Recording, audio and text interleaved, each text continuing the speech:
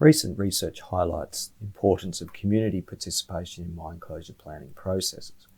When conscientiously planned and diligently executed, communities can positively support the social transitions associated with mine closure. Parallel research on the regulation of the social aspects of mine closure demonstrates that existing guidance in some Australian states contains provisions for the development of mine closure plans with community input. In Australia, mine closure plans are the basis of the regulatory system, and they require community participation. It is a regulatory requirement to not only engage communities in a process, but in the development of an output, the plan, which is to be approved by the regulator. There are similar requirements for community participation in closure decisions in other jurisdictions around the world. Despite this requirement, little publicly available information exists about the nature of these participatory processes or their effectiveness over time. This study was driven by the need to document the specific scope, drivers, requirements, and structures of the planning and participation process. In the absence of detailed and specific regulatory guidance on the social aspects of closure, communities and companies are constrained in the examples they're able to draw upon to inform these participatory processes and the structure and the content of the mine closure plans that are the focus of their engagement. Short slide presentation summarises the results of a study on community participation in mine closure planning processes. The research has been conducted under the auspices of the CSRM Social Aspects of Mine Closure Research Consortium. The aim of this study is to identify, categorise and describe the mechanics of actual community participation in the mine closure planning process across a selection of case examples, including how these processes are scoped, who is involved, what resources are allocated, timeframes and triggers, and the structures and arrangements that are set in place. The results of this study provide a resource for mining companies and stakeholders to inform their own approach to engagement and planning for the social transitions that accompany mine closure and the development and implementation of mine closure plans. The focus is on actual situations, not ideal scenarios or the provision of abstract guidance. 3 case study sites were chosen based on feasibility or access to data, jurisdiction, so that we had a diversity of sites, and recent status. We were looking for examples from the last 5 years. The sites included the Diavik Diamond Mine in Canada,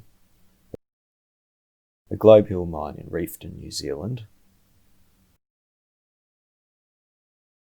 and the Lee Creek Coal Mine and Power Station in South Australia.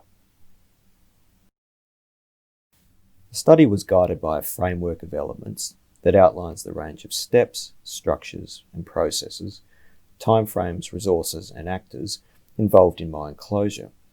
The framework was based on a simple when, who, what and how approach that provided the basis for collecting and organising data for each case study. The first step for this project was to establish the legislative and regulatory context for each site.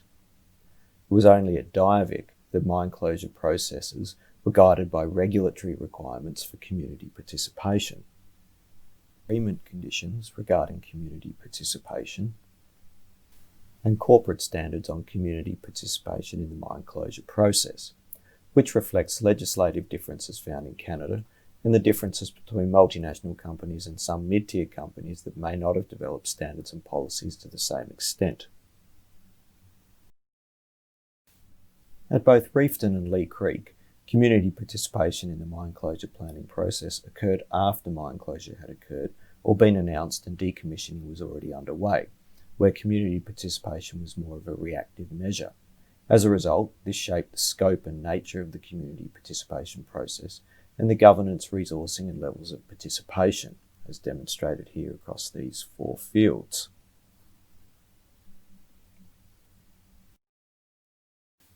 At Diavik, legislative requirements, corporate policies and standards and agreement conditions have triggered and guided community participation in the mine closure planning process, whereas at Reefton and Lee Creek there were no internal company policies and standards relating to the management of the social aspects of mine closure that would trigger the need to engage community members in the mine closure planning process.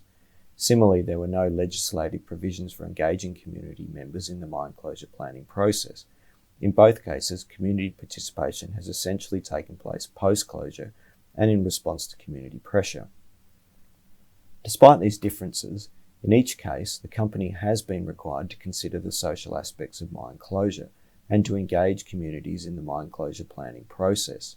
In short, even where there are no formal requirements to do so, companies invariably will be forced to engage with the social dimensions of closure.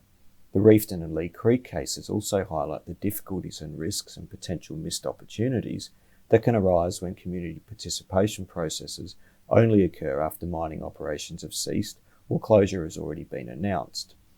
Ultimately, these case studies reinforce foundational principles for managing the social aspects of mine closure, as set out in good practice guidance, which include early consideration of the social aspects of closure, underpinned by a life of project planning and assessment approach, integrating the planning processes for the physical and social aspects of mine closure, understanding the level or intensity of engagement and participation that's required for specific operations, and resourcing the planning and engagement process.